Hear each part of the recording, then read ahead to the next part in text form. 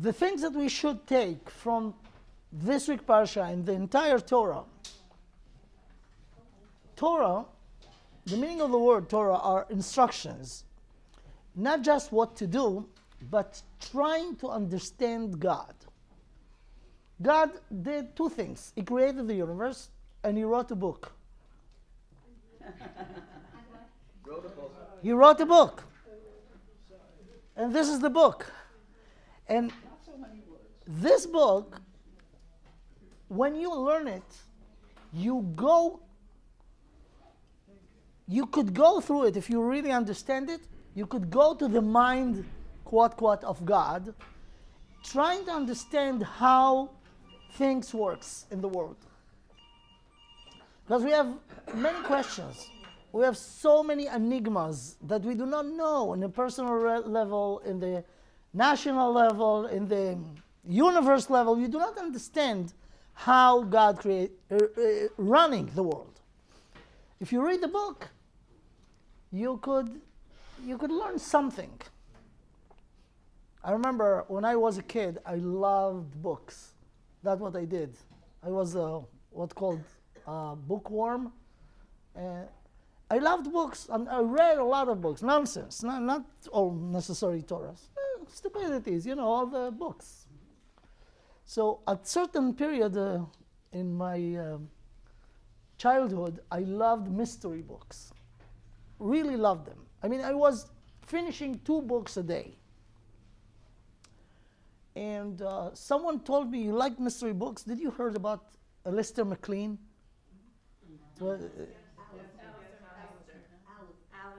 Alistair MacLean? Okay, I'm sorry. I said, no. Say, wow, if you like mystery book, get his books. At the time, I didn't know English. Not that today I know. But it was in English. I asked, there is a Hebrew translation to it? They told me, yes.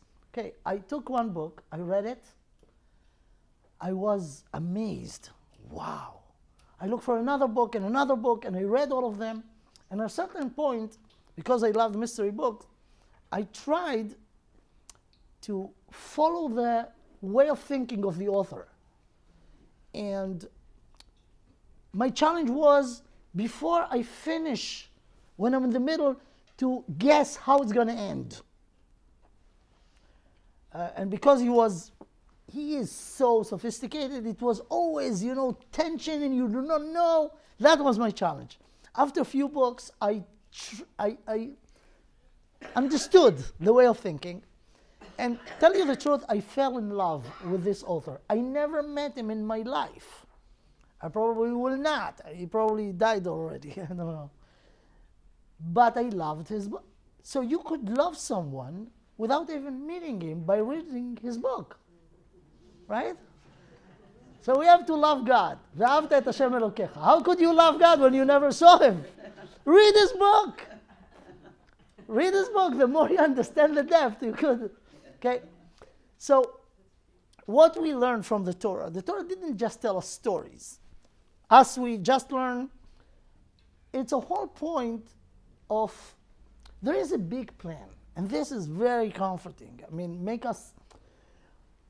we're going around with so many questions. We do not understand this and this and this and this. The thing is, we are intelligent creatures.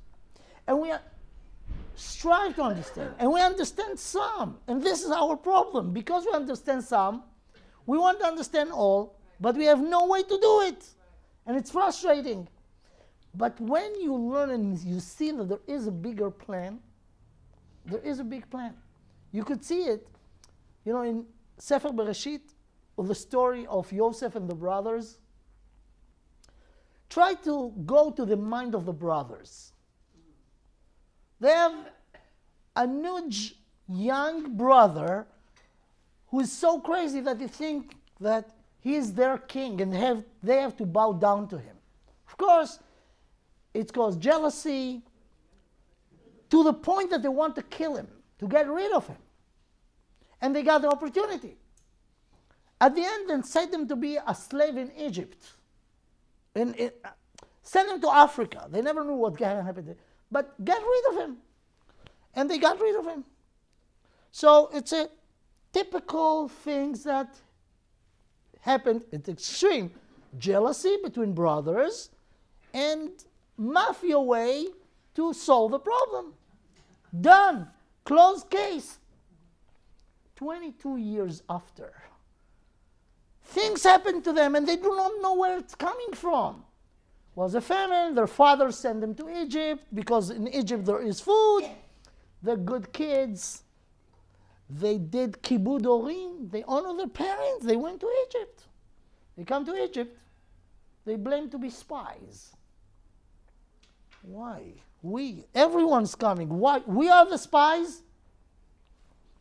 So it just probably something that we could really fix. We could prove that we are not spies.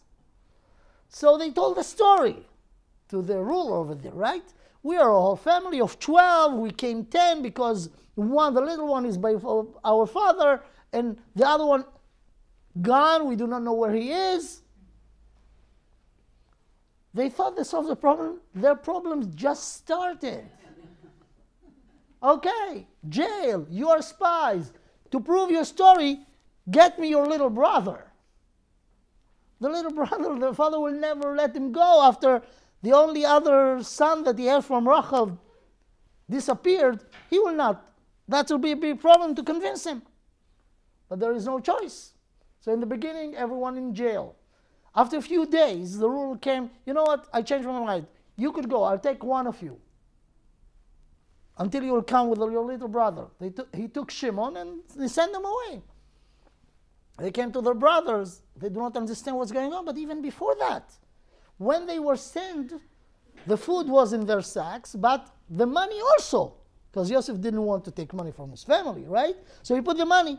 One of them, on the way, opened his sacks because the donkey was hungry, and he found out that the money is there. Now they're in double problem. They're not just spies, they're stealers. They took food, no payment. So right now, only one of them. When they came back to Eretz Canaan, they found out that all of them didn't pay. And now, how they will come back with Binyamin to release Shimon, but they will be blamed that they didn't pay for the food that they took. And how it happened that all of them didn't pay and all of them found their money on the opening of their sacks? Crazy. So they said, why God? They said that. Ma zot asa Elokim lanu. Why God did this to us? We are good kids. We just made to do mitzvah. They forgot completely about what happened 22 years ago. Forgot about it. They thought they sent Yosef. They want to kill Yosef. They forgot about no connections. That's our problem. We do not do the connections. And then they came. In the beginning, the first thing they said, we want to return the money. Remember this? We want to return the money because we find out that we didn't pay. So the Egyptian officer over there that was in charge said, let me check it out. He came back and he said, you pay the money, but we find our money now. No, your God gave you gifts. Who could buy such a thing? That this Egyptian will tell us that our kids gave us gift and the money is... Okay, the enigma still continued. They were invited to eat with the deputy to the king. Why? And when they were there, they were sitting in the order. Reuven, Shimon, Levi. Okay, fine.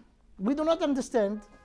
There are many questions, right? We do not understand, but fine, as long as it's good. So they have a good food, and they were sent away. They thought the problem was done. We do not understand it, but it's happy end, right? They went out of Egypt. The army of the Egyptian running after them. You stealers. What? We returned the money. No, you stole the cup of the king. We stole the cup of the king. Okay, I have to check, to search. They opened the sacks. Imagine, just think about this picture. Picture it. They start from Reuven. Open his suitcase, didn't find anything. Shimon, Levi, all of them. When they got to the last one, Binyamin, okay, for sure, they will check it out, nothing will happen, and we'll go. They found the cup over there. Where? In Binyamin, which is the sensitive case. Wow, what's going on? They have no clue. They question after question after question. And then they came back to Egypt. And Yehuda came and negotiated with Yosef. And then it happened. Yosef said, everyone out. I want to stay only with them. And he told them 2 words. And those 2 words solved all their problems, all the questions retroactively. He said, Ani Yosef. I'm Yosef, your brother. They were in shock. It says, Ki nivhalu mipanav. They were in shock. That's exactly what's going to happen to us at the end of days. Hashem will reveal himself and he will say 2 words. I'm God. All the questions that the Jewish nation has from the beginning of the history of the nation until today will be solved by those 2 words. I'm God. If you, Yosef, we understand why we were blamed that we are spies. We understand why we were sitting next to each other. We understand why we never paid our food and it's okay. We understand everything. When God will reveal himself at the end of days, revealed. You know, the words Ani Hashem could be said today, but it doesn't say anything to us. When it will be understood, then retroactively we'll understand that everything that happened, that at the time we thought it's so terrible, it's led to something good at the end. At the end. It's like the mystery book, that during the reading, you do not understand what's going on. You think it's going this way or that way, it could be here. You have a lot of questions. We are now in the middle of the story. We have to wait to the last page, and it's very close to the last page. And when it will happen, everything retroactively will be explained. All the big questions that you think, there is no way to explain them. Why these people suffering? Why the Holocaust? Why the Inquisition? Why? All those whys will be solved. We know that there is God. And we know that he created the world in order to share goodness. And he is good. Along the way, there are so many things that seem so not good. But all of them has a purpose. We do not know. The only thing that we know that there is big plan. And when you know that there is a big plan, it's less hard to go through, but you have to understand it and internalize it. Now, let me just finish the thing that we spoke about. Ramban, after he said that the purpose, and he explained, as we explained, the purpose of all the Makos was to, this is the only time in the history, since Hashem created the world, that he appeared in the world in the way that no one could deny that he is the master of the universe at the time of Yetzias Mitzrayim. That's enough, not for that generation that was there at the time, but v'yida'atem ki ani Hashem for the entire history. למען תספר באוזני בנך ובן בנך to the end of days. But still, we could say to ourselves, you know what, if I was in this generation, or that generation, and I saw everything, so, okay, but many years passed. And I don't feel it, even if I understand that you could not deny the logic arguments, but still I don't feel it. And I have some doubts. And many people could think so, or could feel so. The Ramban relate to this, and he gave a nice story. Let me just read you what he said.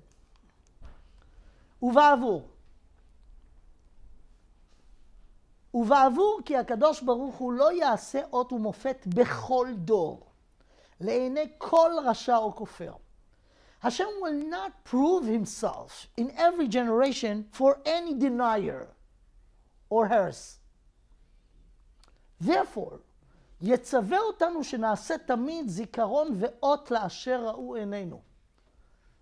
That's why part of the mitzvahs, we have 613 mitzvahs that divided to חוקים, משפטים ועדות. I don't know how to translate. חוקים, laws.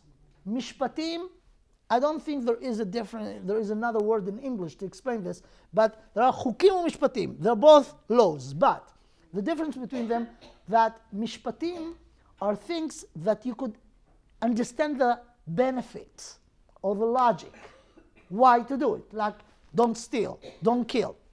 But there are other mitzvahs that you do not understand the reason. Why not to eat non-kosher? It's not a healthy thing, because many people in the world eat non-kosher and they're not less healthy. So it's not a kosher thing. So those things are chukim. There are chukim and mishpatim. But there is another group. It's not another group, but part of the chukim and the mishpatim also serve another purpose. It's called eidot. Ele hachukim ve'amishpatim ve'ha'eidot. What's eidot? It's a law that a side benefit of it is to become a proof, a witness, or edut, testimony. A testimony for things that happened. So many mitzvahs in the Torah are serving this purpose also, to be a testimony. And when we do it with unbroken chain, since the events happened, this is a logical proof. And I heard, and I want to share with you a nice story, imaginary story, and with this we'll conclude. Imagine someone, everyone who had children really, really proud with the children, because our children are our continuation, and where didn't complete, we try to give the children, right? We are proud of our children. So imagine someone who has a very unique, talented 12 years old daughter. She was an amazing player of piano. Unique, really. She got nice prizes okay? So anytime that her father has friends over, he told them about his talented daughter. He's very proud of her. So when she was young, friends of the family comes, and the father, the mother, tell them about their talented daughter and what prizes she got and everything. And when the daughter was there, when she was younger, 8, 9, 10, those nice friends of the family told her, your parents told us that could you play for us? So there was a piano in the living room. And because she was, they asked, so how could she refuse? And even though she did it again and again until she got annoyed. I have to prove myself to everyone that comes. I have to prove that I'm what I am. So after they left, she told her father, I don't want to do it anymore. I don't have to prove myself again and again. So I have an idea for you. Take the document, this, I don't know, the degree that I got, put it in a frame, put it in big in the living room, and anyone who will come, instead of me showing him again and again, technically, practically what to do, let them read it, right? That is the mashal, that is the parable. In every generation, everyone say, you know what? Yeah, I heard that God made miracles, but until he will not split the sea in my bathtub, I will not believe in it. There is a document. Just read the document. This is the document. And we are the one who perform the things in the document, and we are the witnesses. That's it. Okay? Okay. I hope after the shiur we are more sure about our Judaism. Okay, thank you.